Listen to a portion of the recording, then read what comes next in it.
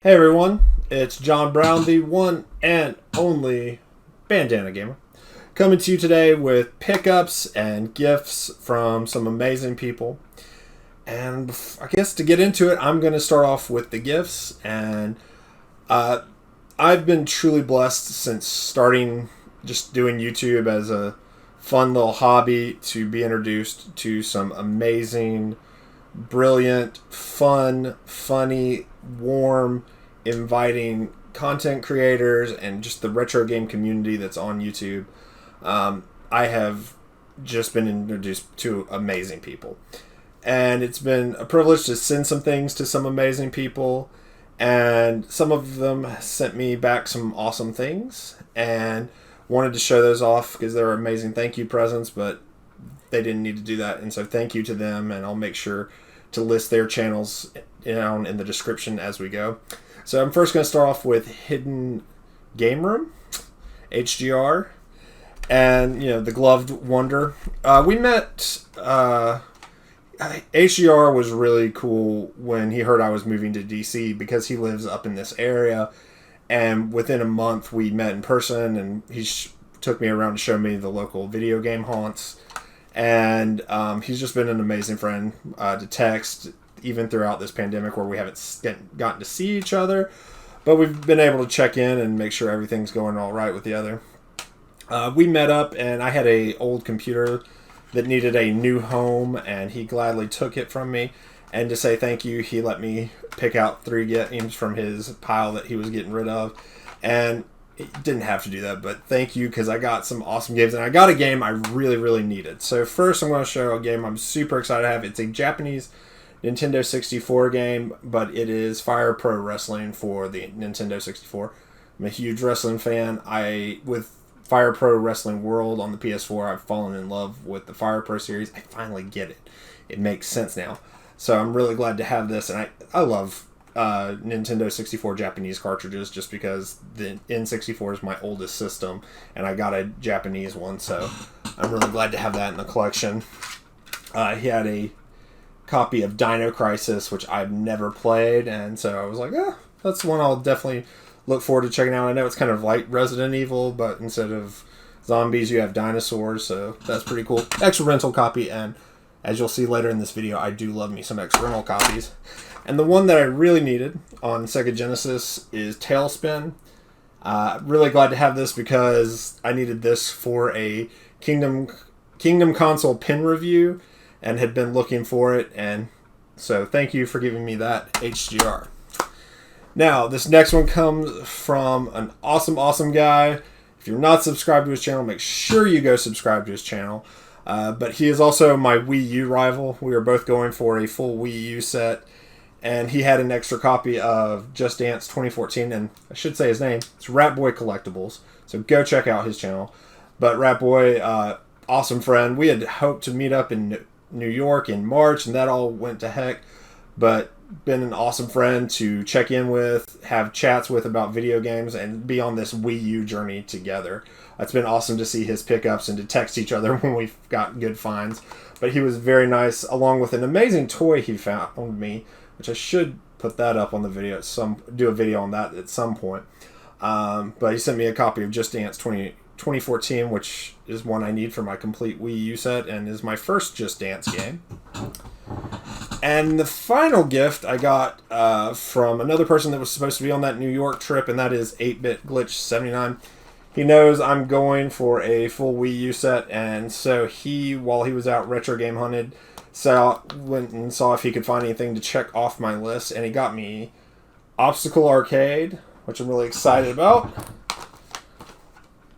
Lego Marvel Superheroes, which we had a bad experience with the $5 game challenge when the pandemic started, and I got a copy from GameStop but didn't have the case, so I wasn't super happy about it.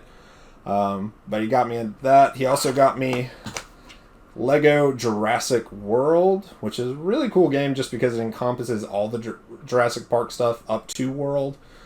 And this also completes my the Lego stuff on the Wii U. I have all the Lego games on the Wii U now. Wipeout 3, which I don't know much about other than I know it's a weird TV show that's kind of adapting some Japanese content to a North American audience. But it's kind of a game show that you laugh at people getting hurt. But I look forward to playing the game because that's the safest way to play Wipeout. And the one that I'm really excited and will definitely be a Wii U game of the month, Pac-Man and the Ghostly Adventures. Love me some Pac-Man. Glad to have this in the collection. And thank you, 8-Bit Glitch 79. Thank you, Ratboy Collectibles. And thank you, HGR. You guys are truly, truly amazing. Y'all didn't have to do that.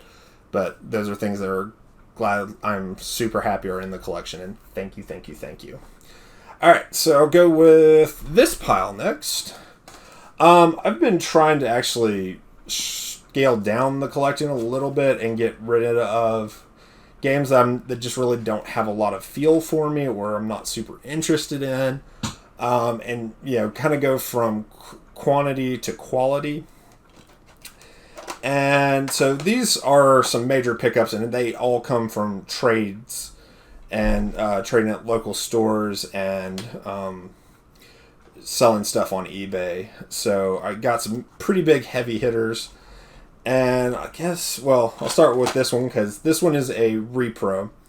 And I had both a Sega Genesis Mini and a PlayStation Mini or Classic or whatever you call them, the little emulation consoles.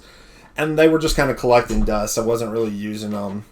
Definitely agree with all the bad reviews of the PlayStation Classic. And agree with a lot of the good reviews of the Sega Genesis one. But they just, after initial playthroughs, I didn't really touch them. But there were two games on the Sega Genesis Mini that I didn't have in the collection that I really, really wanted to have in the collection. And mainly the reason I picked up the Genesis Mini.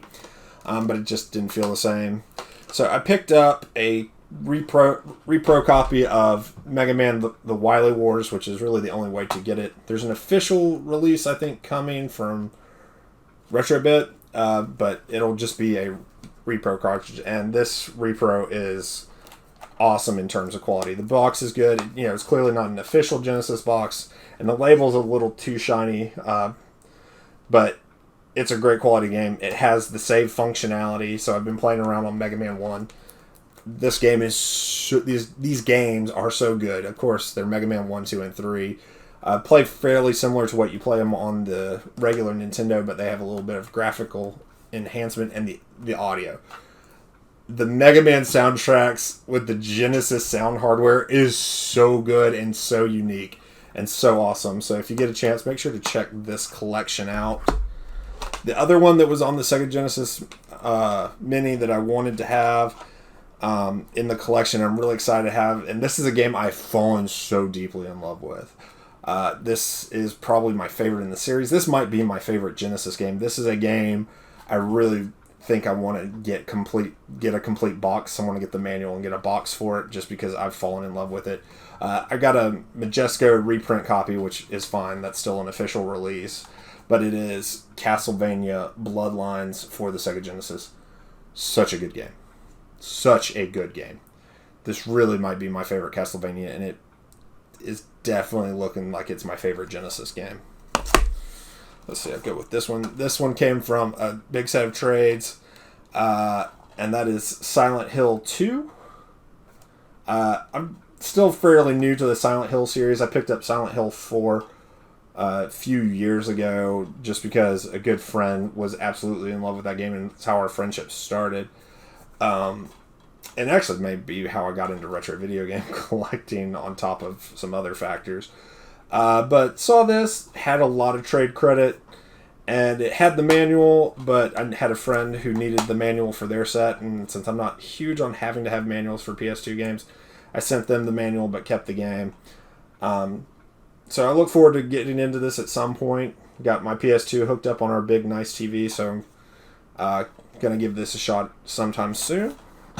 And finally, I tweeted about this one, and you probably just saw it there, but East Starland, which is a huge video game store here in the DC area, is basically an online retailer for retro games, and you can send your trades or you can take your trades to the store.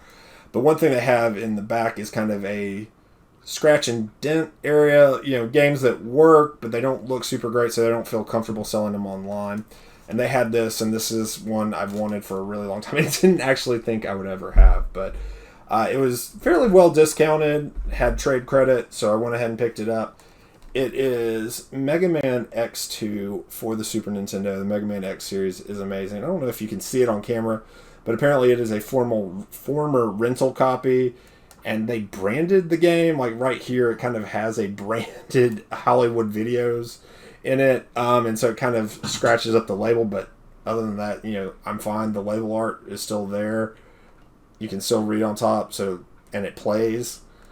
And, holding it up here, you really can't tell that it's a damaged copy. So, I'm super, super stoked to have this in the collection. Like I said, I didn't think I would have a copy of Mega Man X2 or X3. So, I might now get on the hunt for X3 if I can find it at a reasonable price. But stoked to have that in the collection. I'm just beyond words. All right. Now we'll do some of the random pickups I've got. So, continuing on. In the Mega Man X trend, I picked up X4. I had this game back in the day. It was one of my favorite PlayStation games. I found a fairly cheap copy on eBay and just had to pick it up. This really, while you could play as Zero in the third game, this is the one that really let you choose if you wanted to play as X or Zero. Added a lot of anime content and just a really cool game. My mind was blown when I played this game for the first time. Actually, this might be this is the second Mega Man game I ever beat, so I felt really good about that. And another one is one I had in the collection, but I didn't have it with case, and it's just such a cool case that I finally, when I found a cheap copy with everything manual and case, I had to pick it up. And so I ended up trading in that old copy. But Tekken 3, the box art on this and the fact that there's like shine on the logo is just so cool. Love the Tekken series. This is my favorite one of the series because this is one that brought me to it. When we all saw this on the PlayStation, our minds were blown. I mean, this looked really almost arcade perfect in its day. It's just an amazing game on the great port of the arcade game for the original PlayStation. Next one, I've been playing a bit of Full Throttle, the point-and-click adventure game on PC, and there's a really cool video YouTube series, I think, called Double Fine Adventures, Double Fine Adventures, and it is about Double Fine, the developer making this game. A point-and-click adventure, modern point-and-click adventure. Double Fine has an amazing legacy with point-and-click adventure games, and playing Full Throttle and loving that game, I was just like, yeah, I have a couple digital copies on different platforms of this, but wanted a physical copy. Found this for pretty cheap. The slipcase is kind of chewed up a little bit, but game is new sealed, so I look forward to getting into that. I think Linda, aka the Gamer Girl, has been streaming this one, so I look forward to playing this. And of course, working on my Wii U collection. Found this on eBay. It's Monster High 13 Wishes. I've got the other Monster High game. I have not played this yet, but it's one off the Wii U list. So now, we talked a little bit earlier about Ratboy Collectibles and 8-Bit Glitch. And they're amazing friends, but they're terrible influences on me. Ratboy picked one of these up, and 8-Bit Glitch has had one and generally picking up games for it. But they just made it look so cool. I picked up a PSP and several games for it just because looking into it, the PSP catalog is amazing. I've written a little article that'll be coming out soon, and when it does, I'll make sure to put a link to that in the description of this video. But I have fallen in love with this. This system is so kooky, so weird, but it has such an amazing game library. I just can't believe, the games that are on here. It's been fun to start collecting for, and I have really started collecting for it. Coming hard out of the gate. So let's get into some of those games. But I'm loving the PSP. But Ratboy Collectibles and 8-Bit Glitch are terrible, terrible influences on me. Now, to wrap up the video, we're going to go through some of the games I've gotten for the PSP. Starting off, I have a bag copy, don't have the case, of Star Wars Battlefront Renegade Squadron. Picked up a double pack of Daxter and Secret Agent Clank, which the sidekicks of Jack and Daxter and Ratchet and Clank getting their own video games. It's really, like, honestly, it makes sense for a portable system. Like, we're going to spin the side characters off to be the main thing.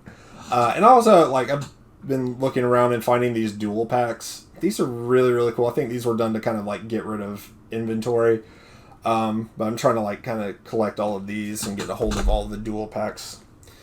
This is probably the game that I mainly bought the system for, just because you can't play it anywhere else. And I'm a huge fan of this series and this particular iteration. Crisis Core Final Fantasy VII. I'm hoping to wrap up the remake soon. Just haven't been able to devote enough time to it. But playing that, I was like, I need to play Crisis Core, and there's no other way to play it now. Like, I can't believe that Square, with all they've ported to other places, has not ported this. But picked up Crisis Core Final Fantasy VII. Another game I really wanted to check out just because I had such a great time with Bloodlines, but Castlevania, the Dracula X Chronicles, the 2.5D remake of Rondo of Blood. Of course, it comes with Symphony of the Night and the original Rondo of Blood, if you unlock them, which kind of aggravates me. I tweeted about this. They advertise it on the box. If it's advertised on the box, it shouldn't be an unlockable. It should just kind of be there. Another Star Wars Battlefront Elite Squadron. Another dual pack, Hot Shot Golf and Hot Shot Tennis. Played the tennis game. It was a pretty fun little tennis game. Enjoyed it. Dual pack that I really, really wanted and really glad to have. And I've already played through and beaten one of these games. And that's the Mega Man one with Mega Man Powered Up and Mega Man Maverick Hunter X. I've played through and beaten Maverick Hunter X. It's a pretty good 2.5D remake of Mega Man X. The only thing that really is off about it is it's a smidge too easy, honestly. Sigma is really easy to beat. And then the exosuits, their hit detection is awful. That was a real fun thing and a really mind-blowing thing when I was a kid to hop in the exosuits for Mega Man X. Here they control awful. The punch is a crapshoot if it detects, but everything else in terms of gameplay, how the shooting and the normal Mega Man gameplay feels pretty good. Of course, Mega Man Powered Up, I played a little bit of, have not gotten super into. It really reminds me of Virtua Fighter Kids for the Sega Saturn in just the art style. It's a chibi art style. But I haven't played it. It's a remake of the first Mega Man game. So, look forward to getting into that now that I've beaten Maverick Hunter X. Another Battlefront 2. Of course, this series, Monster Hunter Freedom, really kind of treaded water on the PSP before it went over to the Nintendo consoles, and then when it went over to the main PS4 and the Xbox One, blew up huge. But this is kind of the earlier editions of the game. I think this is a port of the first game that was on PS2 to the PSP.